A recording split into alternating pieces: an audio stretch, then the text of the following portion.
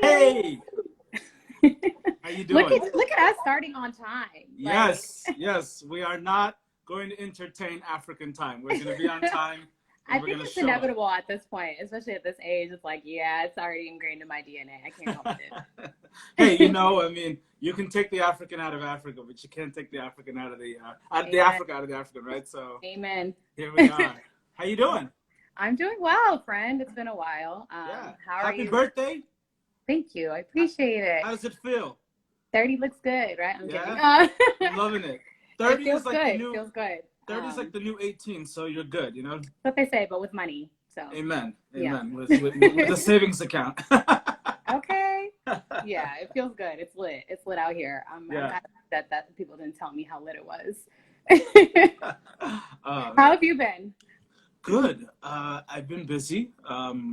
And I'm sure. Are you sleeping? Are you sleeping these days? I'm trying to sleep. It's tough.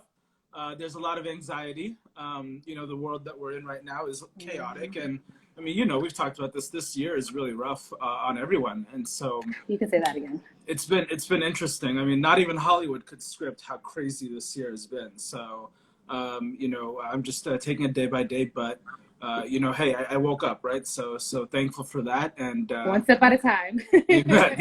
At this point, it's day by day. You can't expect much else. Yeah.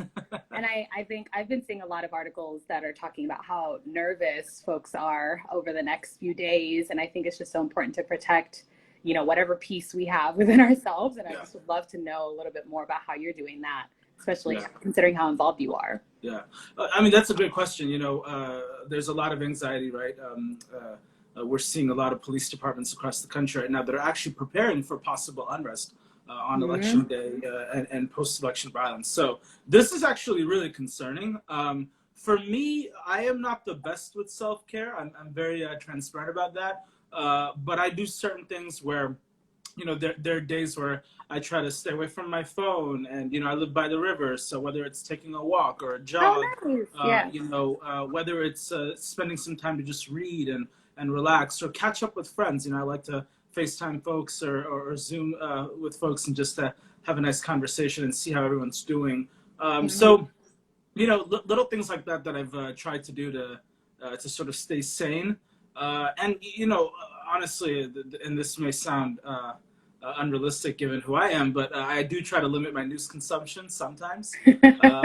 So I will try to limit the intake here and there. It can be really great. Well, I'm really glad that you mentioned that. You said I'm not glad that you are not good at it, but I'm glad that you have a friend like me who can check in on you to make sure you're taking care of yourself. I love that. It's so important. We have to be, this is going to be a long haul. It's not like something that's going to happen overnight. So we have to make sure that we're finding ways to be as sustainable as possible. Amen. Amen to that. So I know that it is 8:04. I want to go ahead and get started with the good stuff. So once again, good evening, everybody. My name is Woldeyohannes. I humbly serve as one of the founders of Habeshas Vote. And if you didn't know about us, we are a voter mobilization and education initiative. We are nonpartisan, and it's just been a pleasure to be able to do this work alongside with some of my girlfriends from Dallas. So I have the pleasure of being able to talk with my friend Samuel Gebru, who is he's a guru. He does a lot of things. Not only is he really engaged in civic engagement opportunities within his local jurisdiction, but he has done a lot of organizing work, and he's also a consultant. So like I said, I don't know how he sleeps. So I'm really excited to bring him on this IG Live to talk to you all about, obviously, upcoming elections. We're literally 1 week away. So it's next week, and we have a lot of work to do still. And I also wanted him to, hop on here to talk to you all about other civic engagement opportunities that you can get involved in within your respective communities as well. So I would love to go ahead and kick off this IG Live by pretty much just having you maybe give everyone a little bit of a brief background about you. And I also just want to highlight the fact that Samuel ran for city council in 2017 in Cambridge, Massachusetts. So if you could just talk about what inspired you to get involved in the first place. Yeah, so I have a unusual introduction into activism. For me, my my entree was actually advocating for maternal health issues and raising money for women in Ethiopia suffering from a devastating childbirth injury called obstetric fistula. So I was born in Sudan. My parents are both Ethiopian and raised here in Cambridge, Massachusetts. And as a 13-year-old, learned about obstetric fistula actually by watching the Oprah show. So Oprah Winfrey had this incredible Australian gynecologist named Dr. Catherine Hamlin on her show. Catherine unfortunately passed away earlier this year, but had committed over 60 years of her life to the women of Ethiopia, along with her late husband. And, I learned about this childbirth injury, was really impressed by the work that she had done. Oftentimes when we think of Africa, when we think of the developing world, we think of HIV, AIDS, TB, malaria, war. But, and as Oprah correctly said, because fistula is a women's issue, and it's an issue facing women in the developing world, it's largely unnoticed.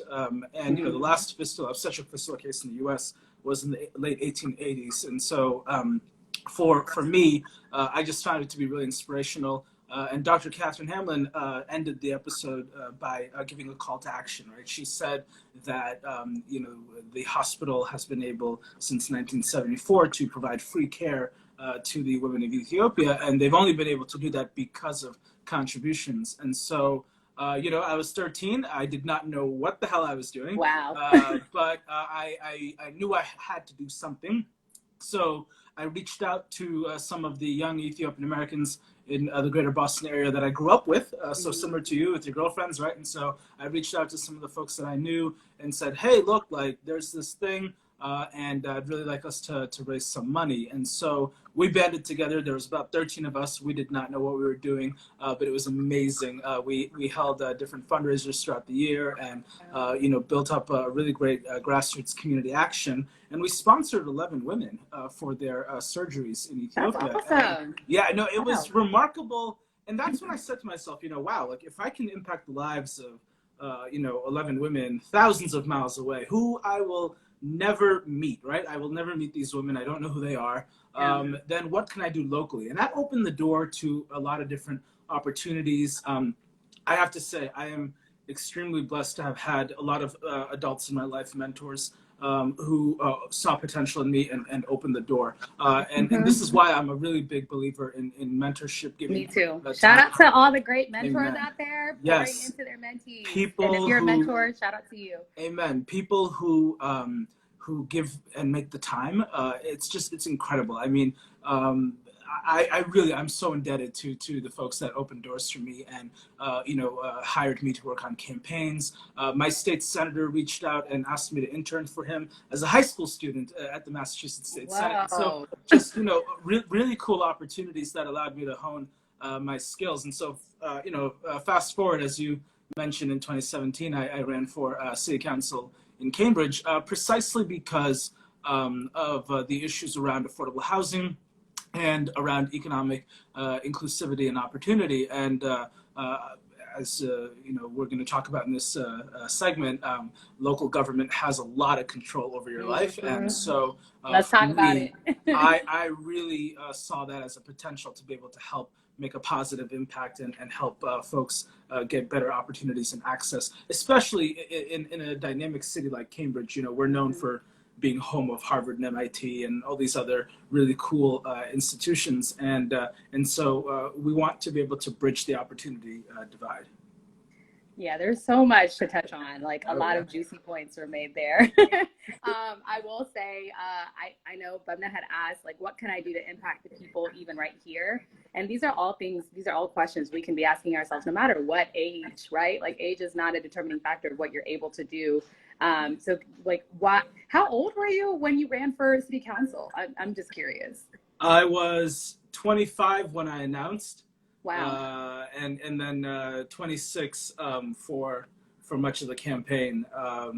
And yeah, I mean, I was young. And yeah, I totally believe that young people have an ability to impact. We're seeing it even more recently around issues around climate action and gun violence and mental health and other critical issues.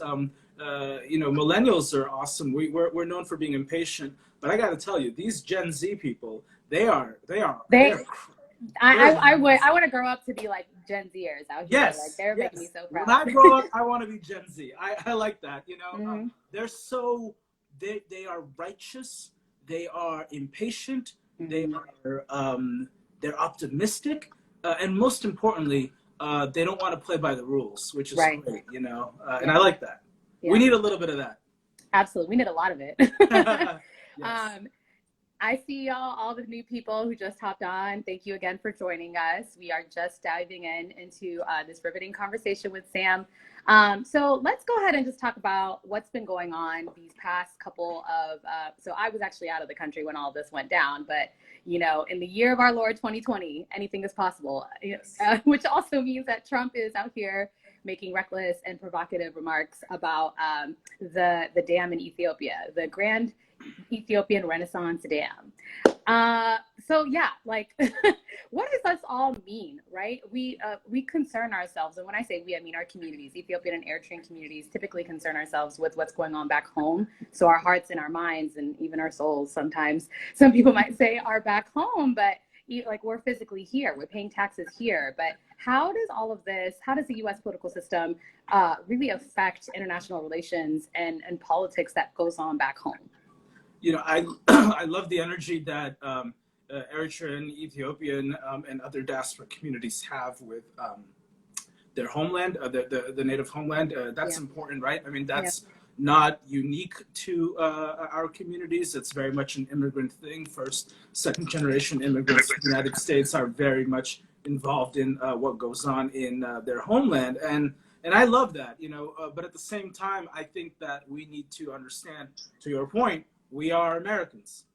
We are either residents or citizens of the United States. We pay taxes in the United States, local, state, federal taxes. Some of us even pay more taxes than President Trump. Okay, I know I do. I know I do. And it's really important that we're involved in the process, because what happens here, I mean, like it or not, the United States is the global superpower, and what happens in the United States influences the world, and what our decision makers decide in Washington does impact every country in the world, and we're seeing that right now. I mean, President Trump has made a lot of inflammatory statements over the last several weeks and months about anything and everything. And we know he is openly hostile towards Africa. He's openly hostile towards Black people at home here and also internationally.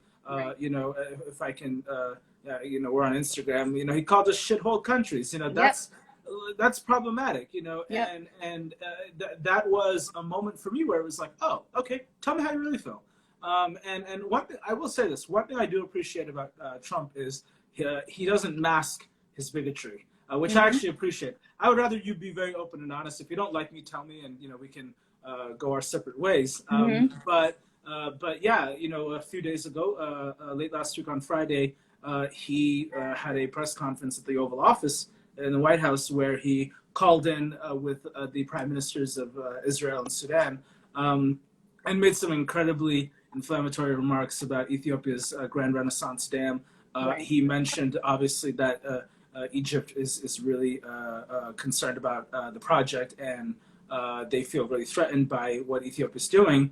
And he mused quite, cavalierly that, maybe the Egyptians should bomb the dam. And it's really unfortunate to hear these words from the United States president, right? I would have hoped we would have seen real leadership and maturity from the United States. And we've seen it before, and hopefully after Trump, we will see better U.S. global leadership, because the United States should be diffusing tensions, not adding fuel to the fire. I couldn't agree more. I was actually quite appalled. My aunt sent me an article and a video on Facebook, and I'm like, oh, what is this? Like, is she sending me some conspiracy theory? And no, this is it's all real. I was like, oh. I wish it was fake. Yeah. Sheesh.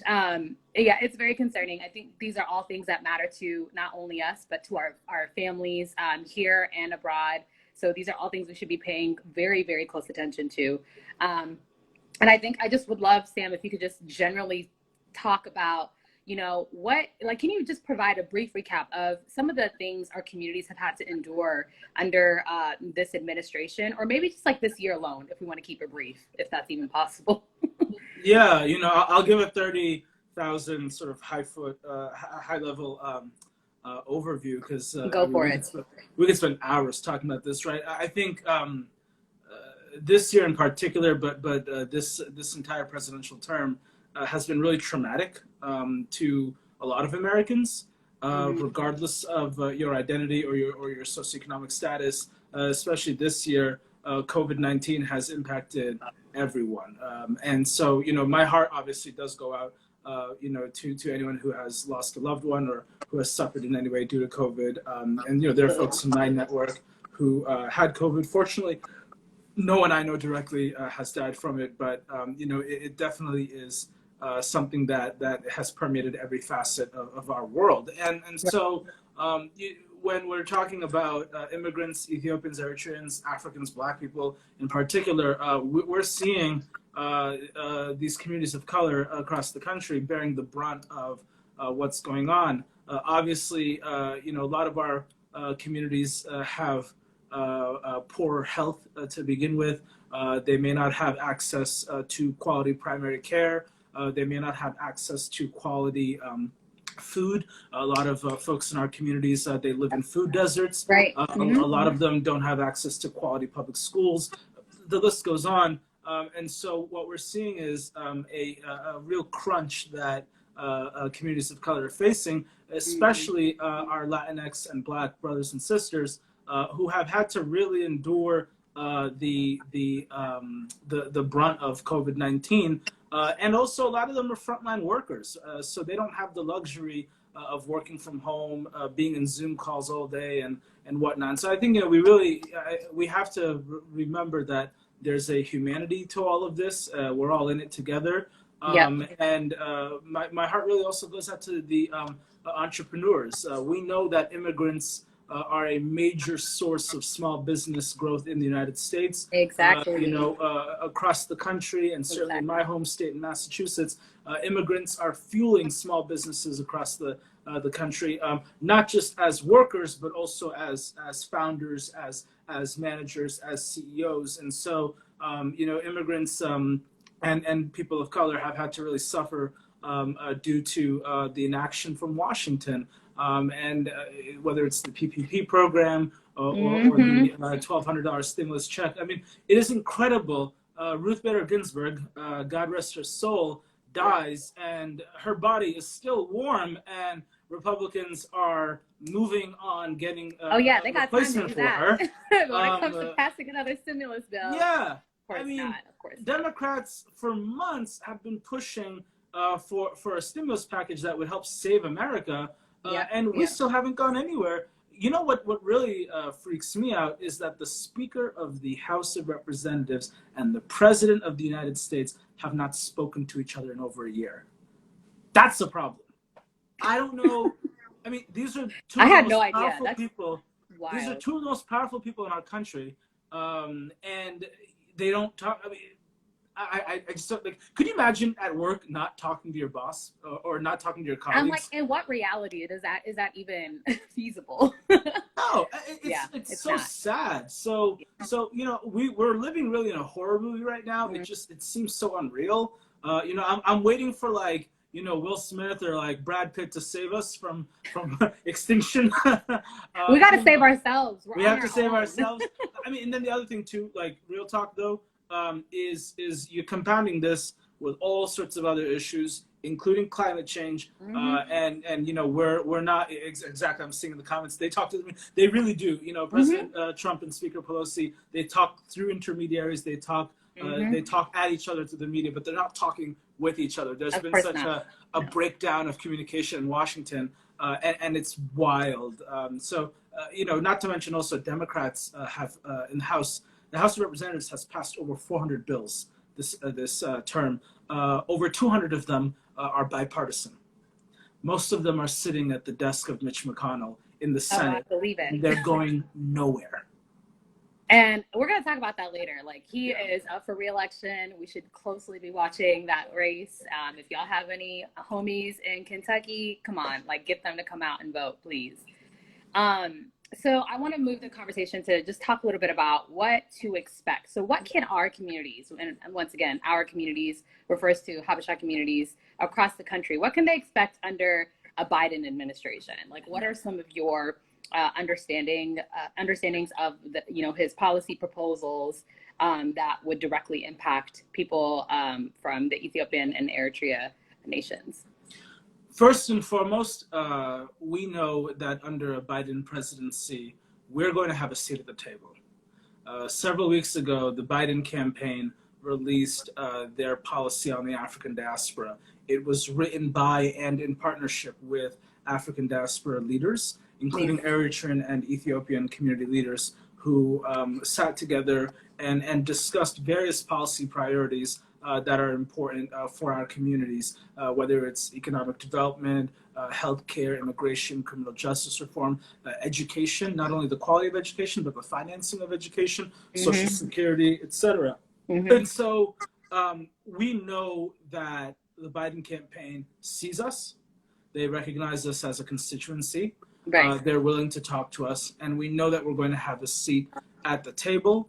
And a lot of the folks that are advising Biden, we know who they are, whether they're at the on the domestic front or the foreign policy front. Yeah. These are experts. Biden reads policy papers. Biden. That's refreshing. He listens to his policy advisors, and so we know that his style of governing is far more deliberative, and that's going to benefit us. In terms of actual policies, again, I think especially for Eritrean and Ethiopian younger voters, we're concerned about the future. To your point earlier, we're turning 30. We're thinking about investments. We're thinking about savings. Some of us may want to have homes. Some of us may want to have retirement accounts. Some of us may want to have children. I know I want to have dogs. And so we're thinking about wealth and opportunity building, and this is incredibly important for us. And so Biden's plans, particularly for immigrants and Black folks, but also for all Americans, really is about opportunity and ensuring first and foremost that we recover from this year, but that we are really reimagining what the United States should be and what it should look like. I know the term "the new normal" gets thrown around a lot, and Biden campaign slogan "Build Back Better," and that's exactly what we have to do. We have to reimagine, because the old way got us to where we are today. COVID-19 alone is not a threat to America. Yeah. COVID-19 has just exacerbated existing inequities in our country. And so we need strong leadership that's going to address this. And on the foreign policy front, we need someone who is going to embrace multilateralism, someone who's going to embrace refugee acceptance, someone who's going to embrace a more progressive policy on accepting immigrants and what does that look like.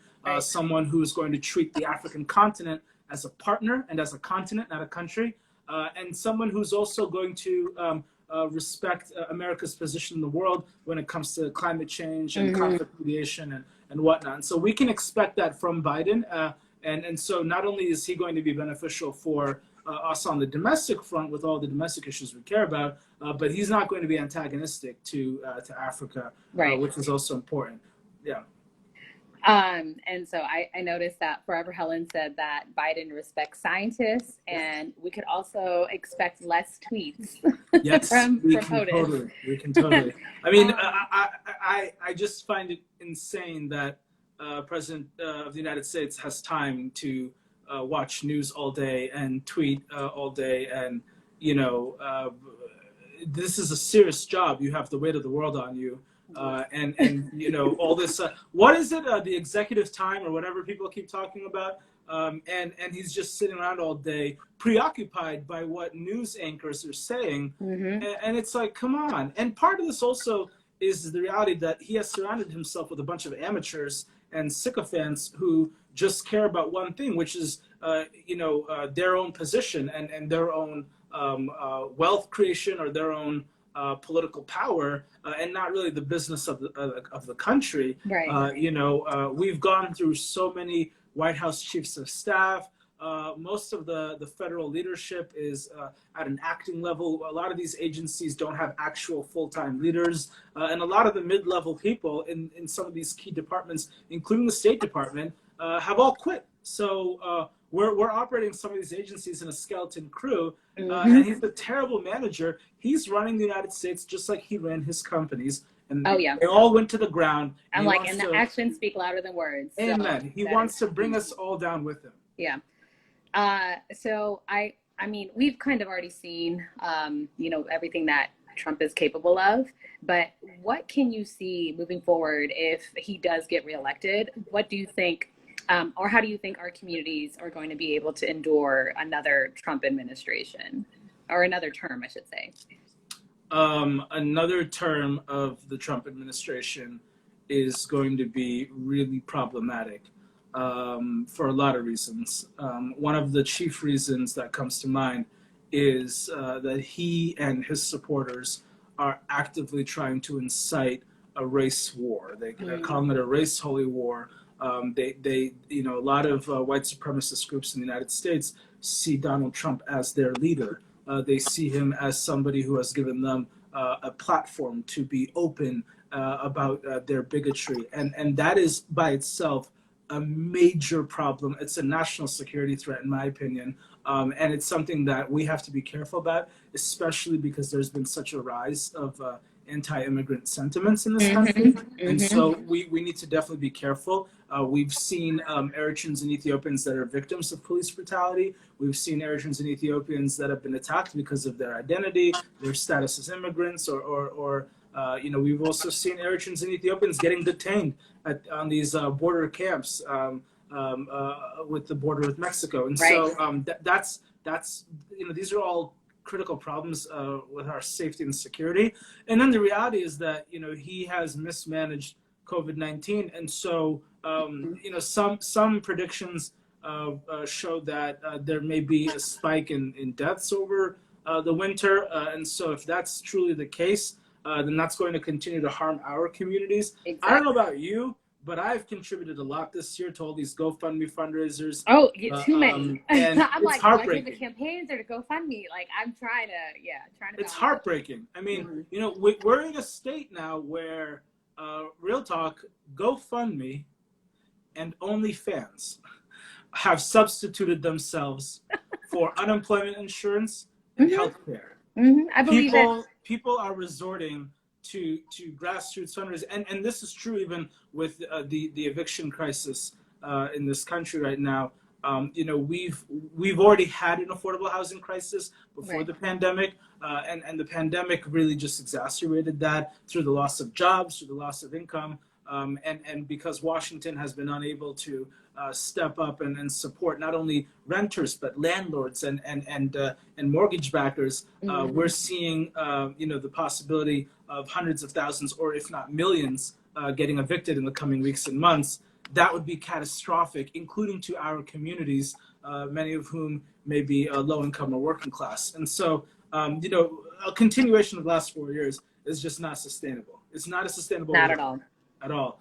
But we've seen this before, where even within, and I'm an impatient optimist in this way. Even in the worst of situations, we can make light of it. And if Trump does get reelected, again, there are a number of local and state elections that we can participate in. Yes. To make sure, there's an election every year. Yep. For various levels of government, and we can participate. It's a movement, right? It's not just about one or two cycles. Yeah. No, I'm so glad that you went there. That was actually where I was trying to head to. So I think there's a lot on the ballot. Obviously, it's going to look very different for every state. But I just want to, make sure that folks know that you're not just voting for a president and a vice president. You have to think about all the other positions that might be available for this year's elections. There are, I was counting on a couple of websites. I had this information. So there are 35 Senate seats that are up for election. There are 435 House seats. So every single House member right now is in a re-election period. So if you know people that got to go, make sure that you are doing whatever you can to elect somebody else to fill their seat. There are 11 governor seats. There are 10 attorney general positions that are open, 7 secretary of state positions, and 280 state supreme and appellate court seats up for election this year. So I'm sure there's a lot more. There are school board elections happening. There are other more local elections that are also happening. But just think about, it's not, I know there are quite a few people, even in my social circles, that could care less for either of these presidential candidates. But you have to think about, who is going to be the best person that aligns with your interest. It's not about voting for a savior. We are saving ourselves. It's not no white man's about to save me. Let's just be very real. Where I'm saving myself, but I'm also thinking about who is actually going to want what's best for me and communities that look like me, who is actually about that life when we talk about representation and people, bringing in people who are credible, who have a significant amount of expertise within their policy sector. And I think about, all these elections, these local elections that people kind of overlook, but these are the ones that make the most sense and to participate in, and also make the biggest difference. When you think about your state legislators, these are the people that actually draw the districts for your state. So a lot of the redistricting laws have already been determined, and 2021 is when it's also going to start to go into full effect. So if you think about everyone you're voting for right now has the power to influence 2021 redistricting. So if you live in a big state like Texas, there are lots of districts up for grabs. That is something you want to pay close attention to. So pay attention to every single position on that ballot. Sam, do you have anything you want to add? Any specific races you're looking at, things like that? You mentioned one of the core states, Texas, this year. My home state. Yeah, it's really in play. It's remarkable. I've always said that Texas is actually blue, but it's a sleeping giant. We have a ton of really awesome people who are on the ground in Texas that are trying to flip it. And I really think, especially the Latinx community in Texas, it's a sleeping giant. If everybody in Texas who wanted to vote or who could vote actually had the ability to vote, it would be a blue state. And the fact that the Governor Abbott of Texas, is bending over backwards to try to prevent people from voting, that should tell you something. The fact of the matter is that Trump and Republicans are scared because they know that when voting access is universal, that people are going to vote Democrat, that people are going to choose hope and change and progress over fear, bigotry, and destruction. We know this to be true. And so these voter suppression tactics that are happening across the country, not only are they unacceptable, but we have to fight back. And a lot of it too, which is unfortunate, is they have a well-coordinated disinformation campaign. They have been confusing people, particularly communities of color and immigrants. They've been confusing us. We're seeing in Florida, obviously, where people are being threatened, vote for Trump or you're going to lose your job. What? And then, we're seeing also, never did I imagine that the United States Postal Service would be used as a weapon against democracy. That just only in 2020. Yeah, like if you were to say this to me a year ago, I would have thought you were crazy. I would have dismissed you right away. Postal Service is, not only is it apolitical, but it's a national interest. I mean, it's mail, for God's sake, and they're really threatened by the expansion of voting opportunities. Right. President Obama, my forever president, Barack Hussein Obama II, in his last press conference in the White House, correctly said, we are the only industrialized country in the world that actively makes it harder to vote. Oh, yeah. We're the only industrialized country. You see other countries have near 100% voter turnout, and we're over here. For local elections, we celebrate if we get 10% turnout. That's wild. We are the most undemocratic democratic nation. Exactly. You The know, hypocrisy and we're is seeing it. astounding. Yeah. We're seeing it this year, how much of our process is actually a sham. And so, you know, I hope that people realize, and, you know, real talk, here's the other thing that really scares me, because this is a long-term conservative agenda that we need to really be privy to. And this is why state and local elections matter. So if you want to have a constitutional amendment in this country, you need to control the state legislatures. You need to, states ratify constitutional amendments. And right now, can you like clarify what does that mean for folks who don't know what state legislature positions are? What does that mean? yeah, so you know, every state's a little different. It could be called your state assembly. It could be called you know, the state House of Representatives or the state Senate, or you know, whatever. But these are the people who make the laws for your state, right? I mean, you know, we are a federation.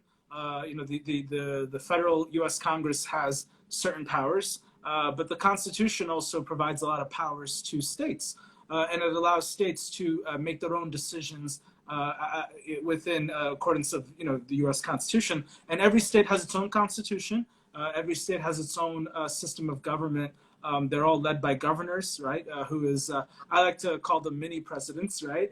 And and in addition, you know, every state has its own judiciary, so every state has its own Supreme Court and its own legal system, and again, its own legislature. And then within states, every state, you know, there are different ways of managing local government. Some states really emphasize county governments. Right. Some states don't really have county governments. Some give more power to local government versus state government. And then so at the local government level, you're talking about your mayor or your town select board or town meeting or your school committee. You know, you're talking about your city manager if you have one. So, you know, again, there are various forms. So every state is very different in the way that it governs itself.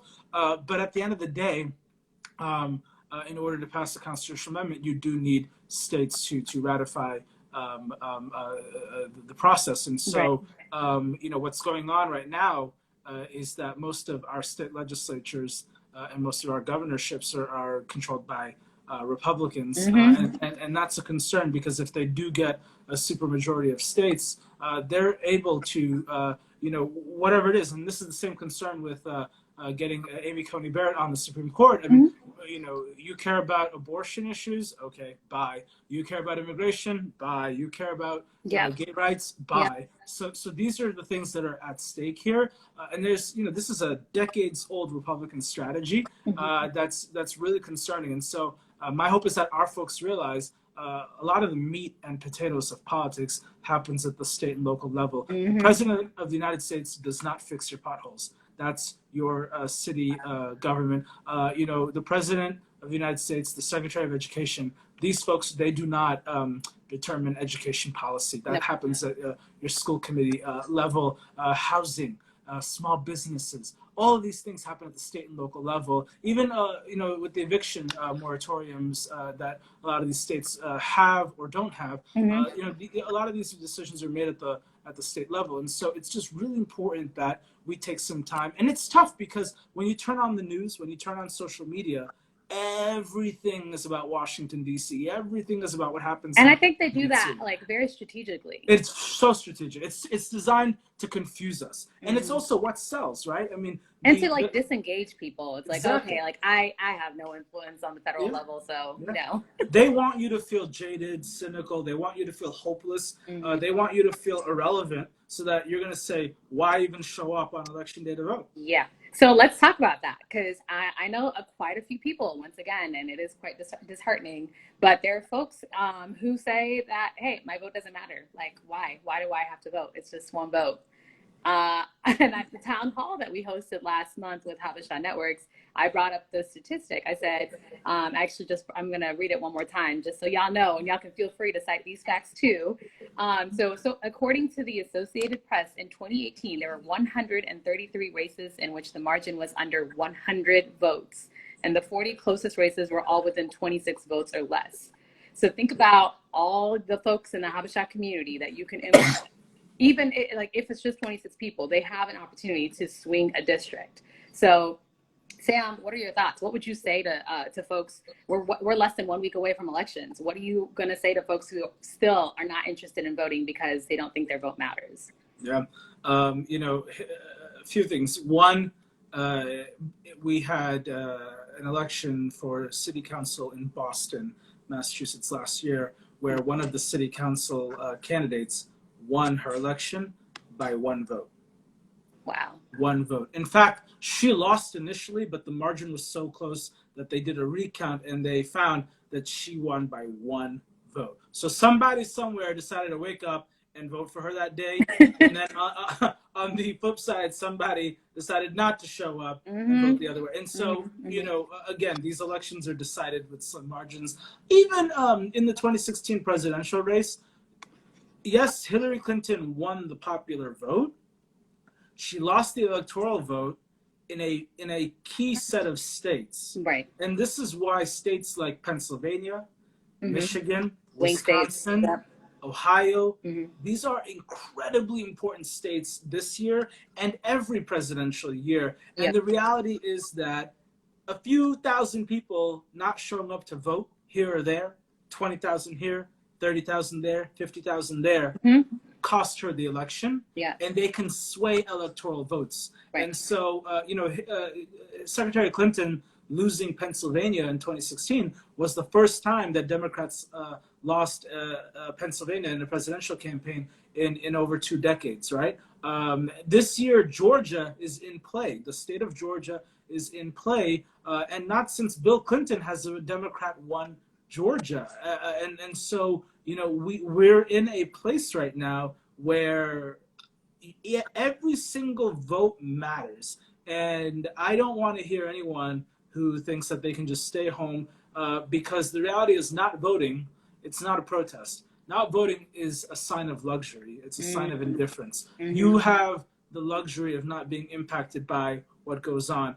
And the fact of the matter is that the law, politics impacts every facet of our lives from federal level all the way down. This year, Say that. unfortunately, we've lost so many brothers and sisters to police brutality, most namely George Floyd and Breonna Taylor and so many others. And the reality, again, to that, police departments are controlled at the local level. And a lot of the issues that we fight for on a regular basis with criminal justice reform, these issues are decided at the county, state, or local levels. You know, your district attorney, your state attorney, whatever that person may be called, the chief prosecutor for your jurisdiction has enormous power, oftentimes unchecked power, to prosecute or to not prosecute.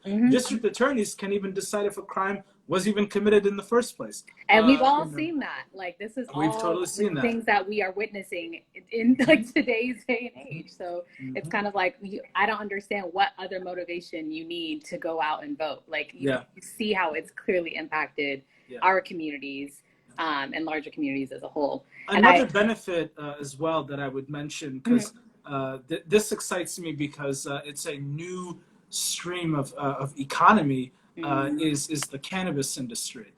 So more and more states now are legalizing cannabis, and whether it's Colorado, Massachusetts, other places, what we have seen is that these ballot measures, which most of the states this year have some sort of question on the ballot, which is another thing, side note, not only do you get to vote for candidates, you get to vote for questions. So oftentimes a state will put on the ballot a question whether or not you want this or that or whatever. So in Massachusetts, for instance, we had a question on the ballot related to the cannabis industry and whether we should legalize it.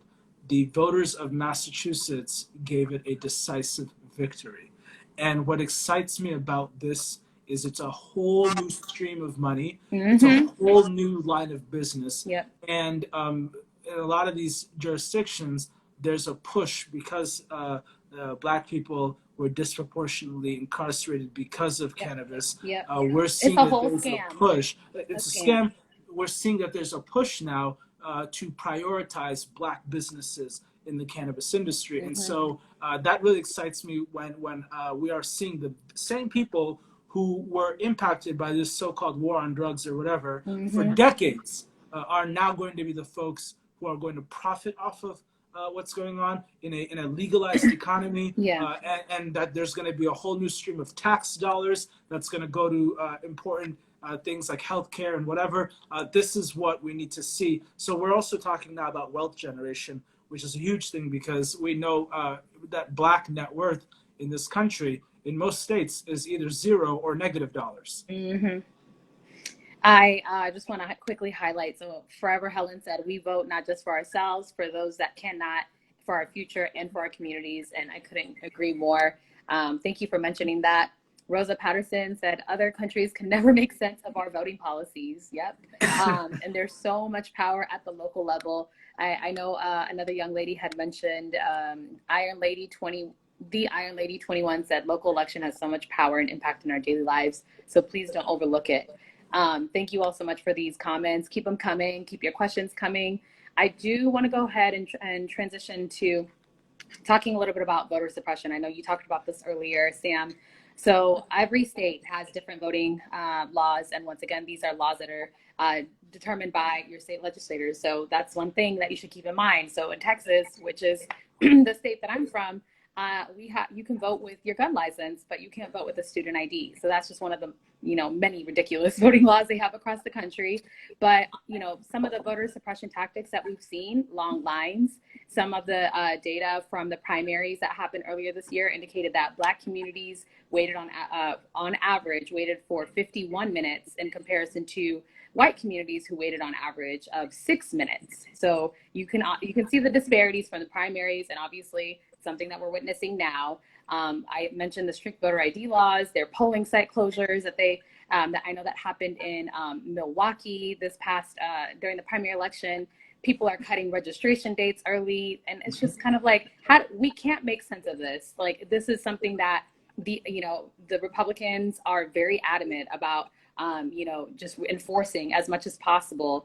And I'm just, Sam, like, how do you think voter suppression plays a role in our communities? And then what are some things that people should be aware of? Who can they contact if they notice something's a little off or just, sketch?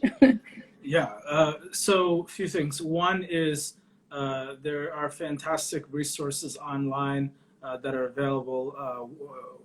One website that I always refer people to is iwillvote.com. It's a great website that has resources by state.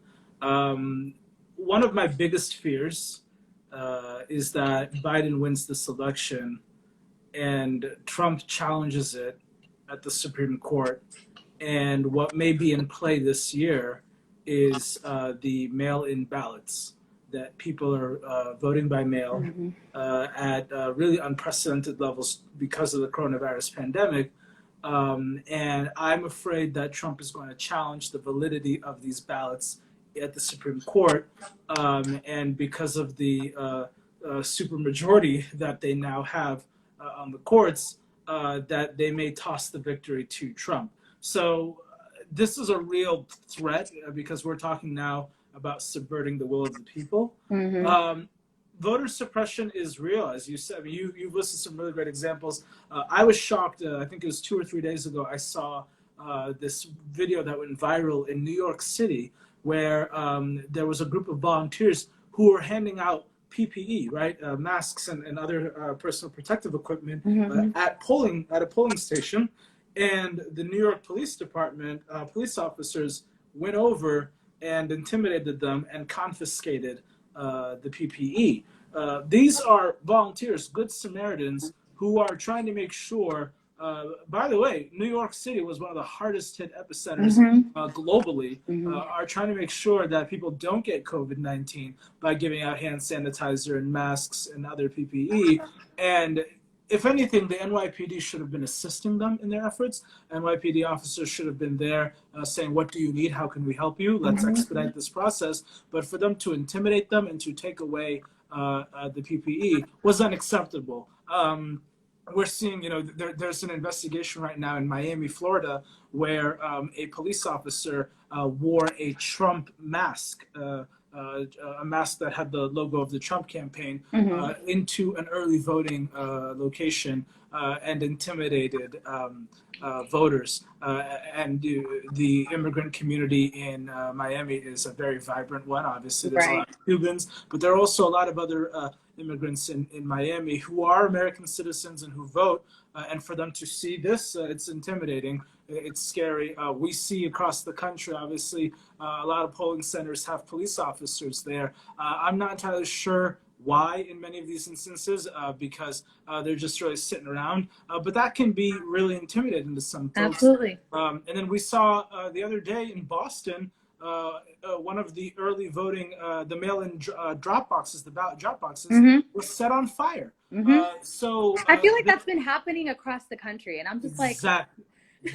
What is going on? There is an ongoing threat to our democracy. People don't want us to vote. They're scared of us. They're scared of the power of new voters. And here's the reality of the situation. The Census Bureau projects that by 2050, the United States is going to be a majority minority country. There are going to be more people of color in this country than white people. And Donald Trump and his fanatic base, because these people are truly fanatics, they are terrified about this. Oh, yeah. They don't understand how to live in diversity. They don't understand how to embrace the ways in which we differ. They're threatened by change. They're threatened by women. They're threatened by people of color. They're threatened by LGBTQ people. They're threatened by immigrants. And we can't allow that to happen. This country is going to be inclusive, whether they wanted to or not. When Trump got elected, a lot of folks said that it was the last grasp of white supremacy. And I agree. They are fighting hard right now. Oh, yeah. And we have to push back and we have to reject that. And the best way we can is to vote, because voting was not guaranteed to everybody. I know last year, we were celebrating the centennial of women's voting. The reality is that the 19th Amendment was exclusionary. It was really applicable only to white women, and that was it. And the suffrage movement did a really good job in excluding black women from the conversation. And so we've only seen really in the last 50 years enfranchisement of black folks and other folks, and we can't let them take that away. It's important for folks to remember every state, as you said, administers its own elections. The president does not dictate what happens in your state. Your Secretary of State is the chief election officer of your state, and your Attorney General is the chief law enforcement officer of your state. These are the people who are committed and sworn to, or should be rather, to making sure that your election is conducted peacefully, freely, and fairly. Donald Trump in Michigan, because he knows he may lose Michigan, has embraced some of the craziest stuff in terms of conspiracy theories, in terms of hatred. A few weeks ago, when my phone blew up with breaking news alerts that there was a plot to kidnap the governor of Michigan. Once again, I thought that was a conspiracy theory too. I thought I was reading it wrong. I really did. I looked at this and I was like, oh, no, hold up. And I had to open it and I looked again and again. And I scrolled through and I'm on social media. I'm looking at my emails and all of it. Governor Whitmer. And I'm like, this is something out of a movie. And she's right to call him a domestic terrorist. The fact of the matter is, people are catching on to him in ways that we already knew. And also, let's just point out the fact that Trump did not say anything to appease her, to like comfort her, and Biden was the one that called and just like checked in on her to be like, oh my gosh, this is awful. Are you okay? And we know he does not do well with powerful women.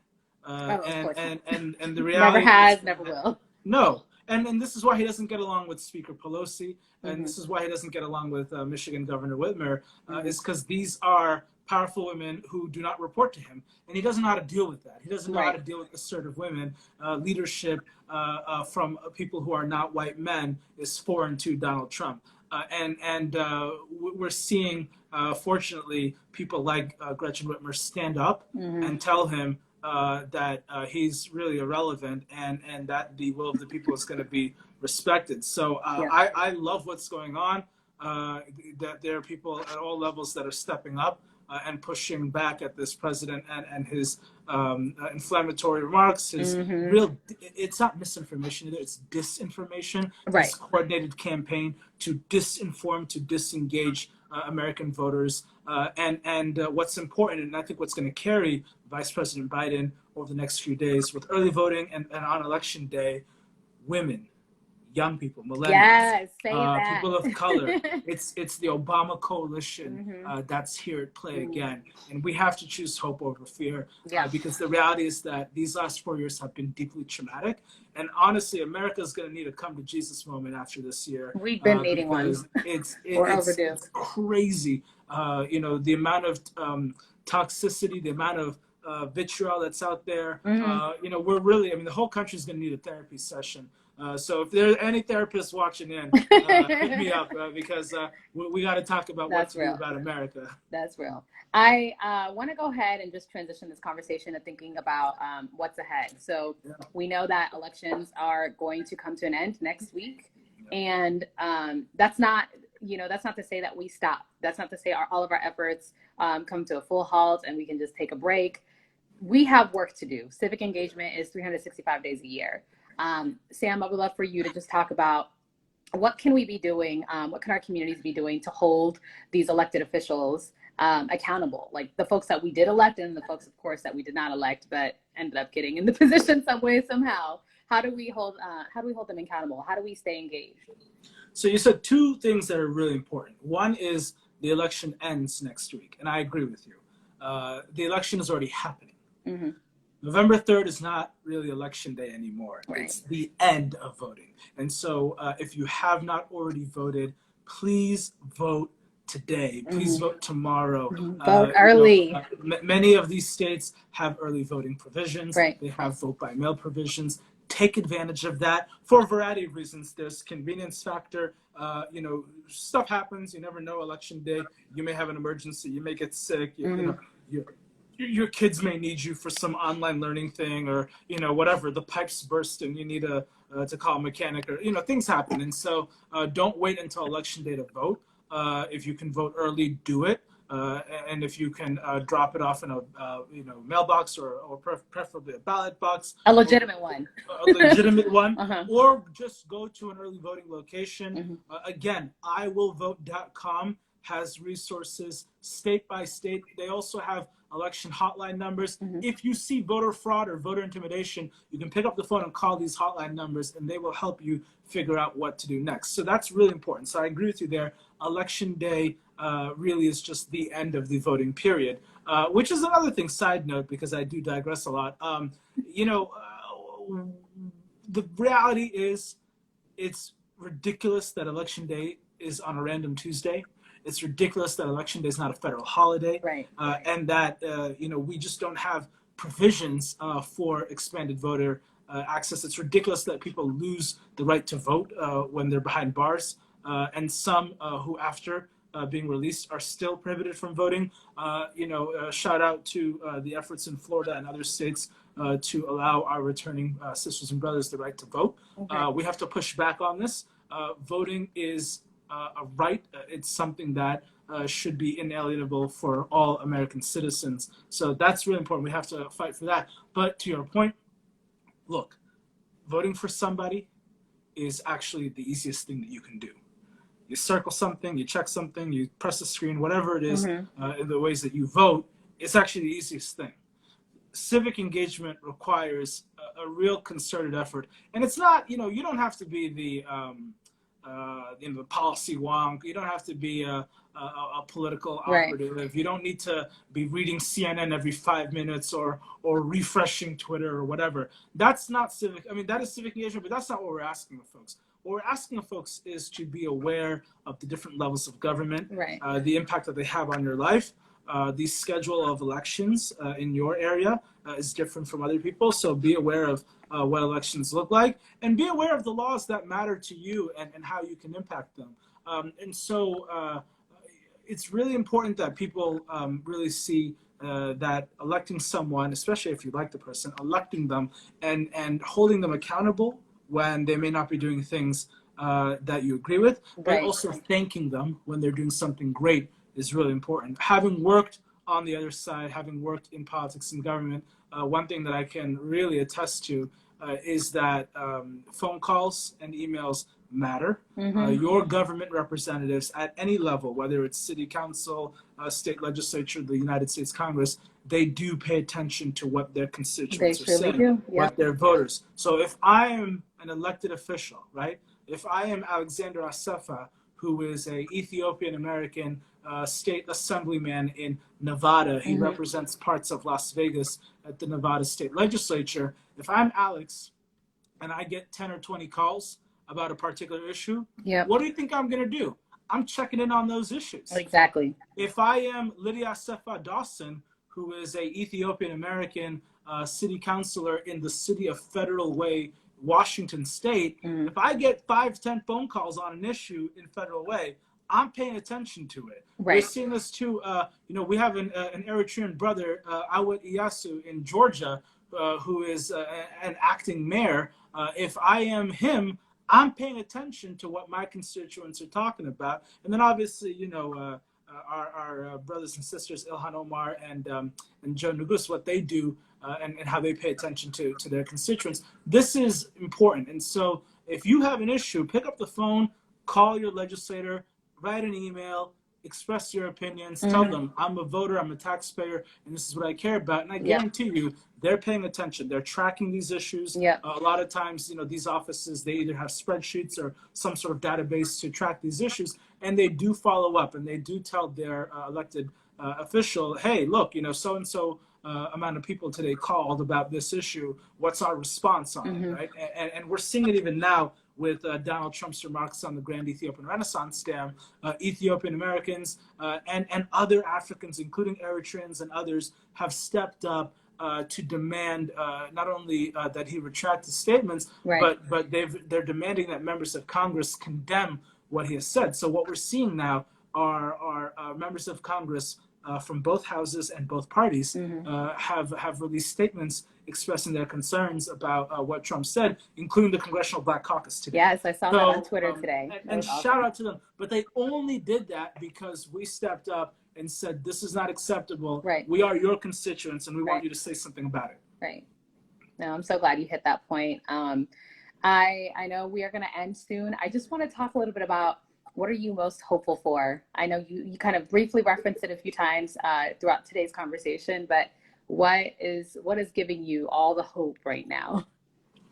What gives me the most hope is that the United States, we've gone through some crazy times in our history. I love looking back at U.S. history from before even the United States was a country, and beginning with the genocide of Native Americans to the enslavement of African people, to the founding of the Republic, all the way to the Civil War and beyond.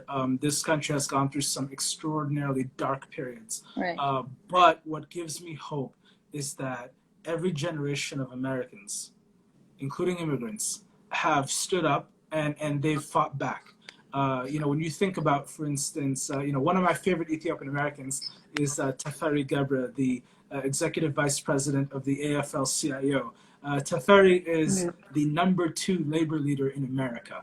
This guy is Californian. He's an incredible Ethiopian American immigrant. And when you think about the labor movement, a lot of the protections that we have today as workers come from unions, come from the 40-hour work week, child labor laws, mandates around disability and workers' compensation and healthcare and lunchtime, lunch break, etc. We owe a debt of gratitude to the labor movement, which included a lot of Black labor leaders too. And so every generation has its fight. And what gives me hope is that even in the darkest days, this country finds a way to improve. America is really sort of an iterative project, right? Every year, every decade brings a new challenge and a new opportunity. And so it is easy to despair And believe me, there's a lot this year that I've experienced, and that many of us, all of us, have experienced horrific and traumatic events this year due to COVID-19 and just due to the toxicity that's going on in our country. But that said, this country has gone through some enormous progress.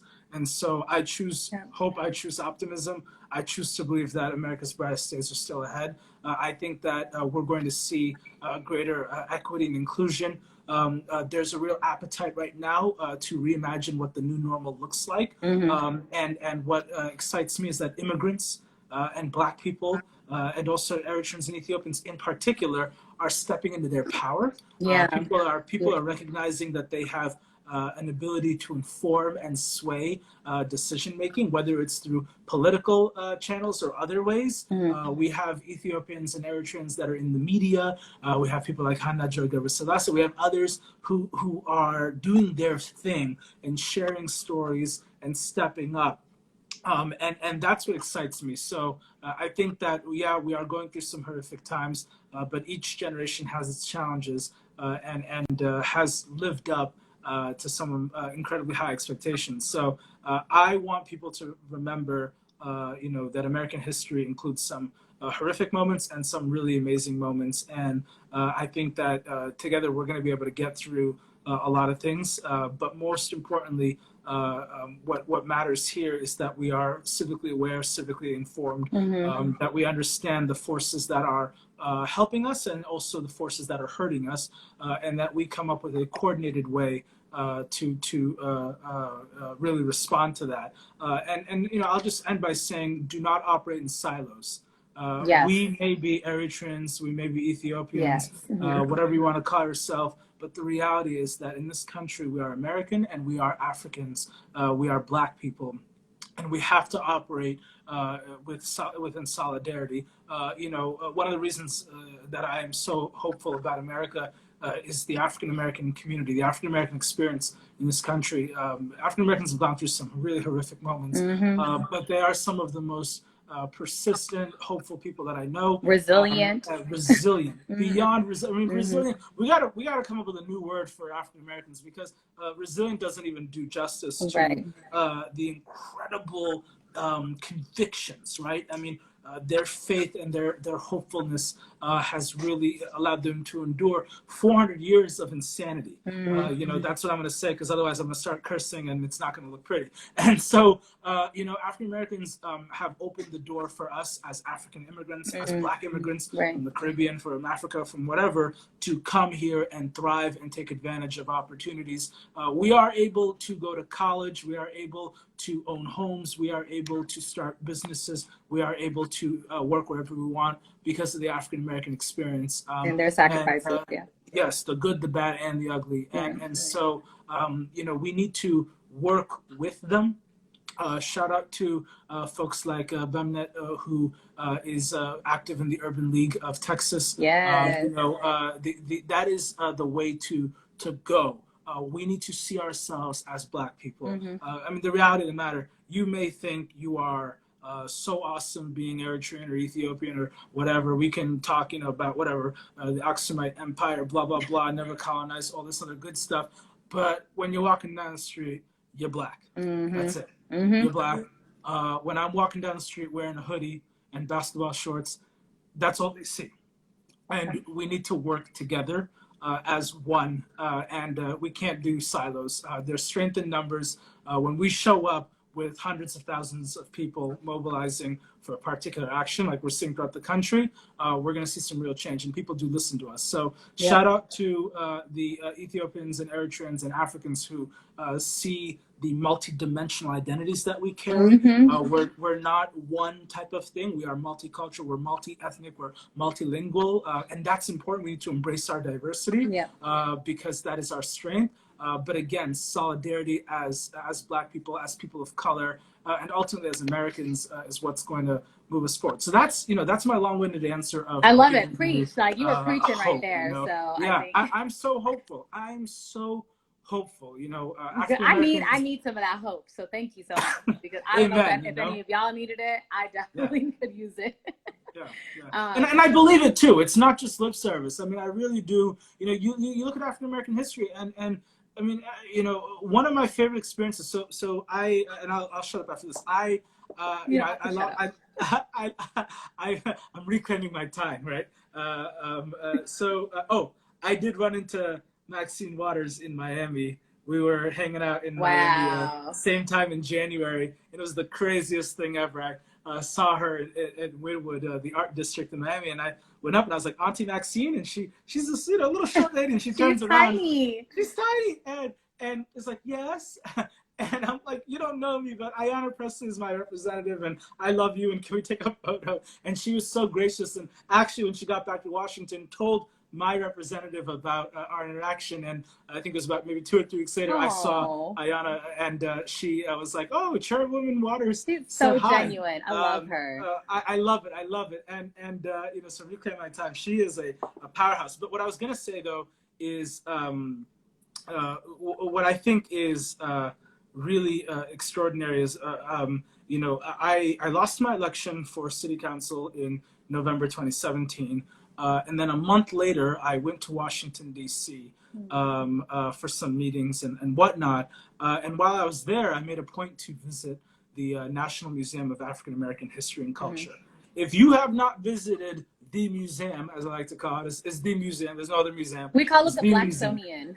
It is that and so much more. Shout out to Lonnie Bunch, the founding director of the museum, who became the first Black person to be the secretary of the Smithsonian Institution. You know, I visited the museum, and you know, if you haven't gone in, folks, you need to visit. You start in the basement, in the bowels of slavery and darkness. Even the feel, the mood is like dark and gloomy. And every level, as you continue to go through the exhibit, you know, as you go through the ramps, every level, your heart just lifts more and more and more. Exactly. I have still, this is, you know what, 3 years later, I still don't have the eloquent words to describe how inspired I was at the end. Honestly, I was crying because it was so powerful of an experience, and the resilience of African American experience, the beauty of the culture, that diversity of African American history and culture is something that we need to celebrate, and something that we need to see ourselves as part of, because they value Africa, they value the history of the motherland, and just as much as they value Africa, we also need to value them and the roads that they have paved for us. Yeah, absolutely. I couldn't agree more. I love the Blacksonian. If anyone wants to come visit, I will personally take you on a tour. Amen. So Amen. just let me know. So I wanted to just close it out by providing a call to action. So we are all about next steps. We can't just leave you hanging. So a couple pieces of information I want you to just consider and, you know, take very seriously. So first and foremost, I want you to make sure that y'all are already getting involved in our Habeshas Vote Challenge. So this is something that it's an ongoing challenge. Not only do we want folks to make sure that they're registered to vote, obviously we're past those deadlines, but you're voting, you're taking people with you, you are you know, making sure that you're mobilizing your community. So it's not just I'm going to vote by myself. You're going to vote in I know they were talking about voting with your squad or whatever it is, but make sure that you take someone else with you that is also eligible to vote. So whenever you do go vote, please tag us on social media. We want to highlight you. We want to celebrate you, because this is something that is very encouraging to see, and we want to make sure that you are seen and you are appreciated for your efforts. I know it's not easy, and this is, we're asking a lot. It is a sacrifice to have to wait in line if you have to do that in certain communities. So please make sure you tag us, is what I'm trying to say, and use our filter, because we worked really hard on that filter. Shout out to Helen. The other thing is, I want you to also make sure that you get a chance to take the Habeshas Vote Pledge, which is actually linked in our bio on our Instagram account. And this is just a pledge to make sure that you're going to go over and beyond voting. So voting is amazing. Voting makes change, right? We've talked about that a lot today. But we want to make sure that you're going the extra mile to do what it takes to help swing these elections. So that might mean donating to some campaigns. That might mean phone banking for your candidate. That might mean talking to folks, more people about politics. Maybe you didn't do it in the past. Maybe you didn't feel like you didn't have the words, or maybe you weren't interested. This is the time to be interested. This is the time to get engaged. You have 1 week. And then make sure you're following us on social media. We try and add as much helpful content as possible. It's all educational, but please, please, please make sure you're following us on Instagram and on Facebook. We'll go ahead and get it together and create a Twitter very soon. But we just want to make sure. Looking forward to that. I know. We'll definitely get on it, but just make sure that you are, find a way to stay connected, because Election Day is next week. It is the last day to vote. Do not procrastinate. But we are going to stay engaged. So this is just the beginning. No matter what the outcome is, this is just the beginning. And so I want you all to be encouraged and know that we got you, we'll support you, but we need you. So anything else, Sam? The final thing that I will say is just to build on what we were talking about civic engagement. There are a lot of ways that you can get involved in your city, town, and state. You can join different committees and commissions. There are a lot of different opportunities. Every city and town has a zoning board or a planning board. Mm-hmm. Your public library is governed by a board of trustees. There may be a human rights commission or an LGBTQ commission or a women's commission or whatever in your city or town or your state. In Maryland, for instance, the governor of Maryland has an African commission.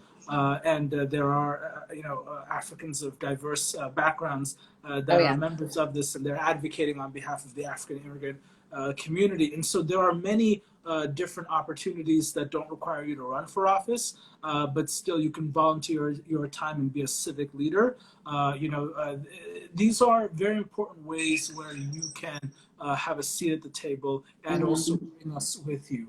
Because we don't all have to be there. As long as we have our representatives there, as long as we have people who believe in us. And you don't have to look like me to represent me necessarily, but you do have to have one key thing that I think a lot of politicians are losing and missing on is empathy. And so you going out there and representing us, stepping up, even, if you're going to join your Democratic Party, your ward committee, your state committee, or whatever. These are very powerful ways to get involved at a local level. Yeah.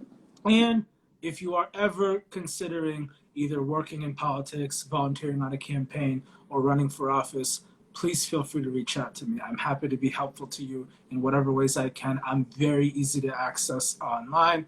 Just visit, smgebru.com, my website, and you can connect with me there on social media and email and whatnot. But I'd love to get to know you, and I'd love to get to support you as well. We're in this ship. Y'all heard him. Slide in his DMs, okay? Slide in. Well, thank you again to everyone who joined, everyone who asked questions, who waved. Hey, y'all. Thank you so much for spending your evening with us. And once again, if y'all have any questions, please feel free to hit us up after this. But enjoy your evening, y'all. Happy pre-election. Yes. And please go out to vote, start those group texts, and have virtual parties with your friends. Yes. Virtual watch parties, whatever. Have virtual watch parties. Do whatever it takes to celebrate, because a lot of people have put in a lot of hard work for this. So thank you. Please vote if you haven't already, and visit iwillvote.com for more information. Bye. Dana Wadu. Welcome, Michelle.